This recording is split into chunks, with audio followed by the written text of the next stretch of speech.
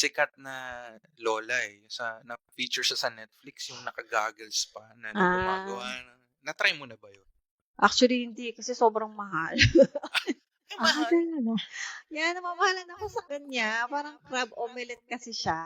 Well, siguro kung tourist ka, siguro once puwede ko Hmm, siyang i-try. Pero feeling ko kasi ano siya, overrated.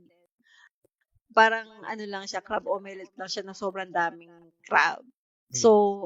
sa tingin ko, nakakain na ako or marami pang ibang options na mas mura.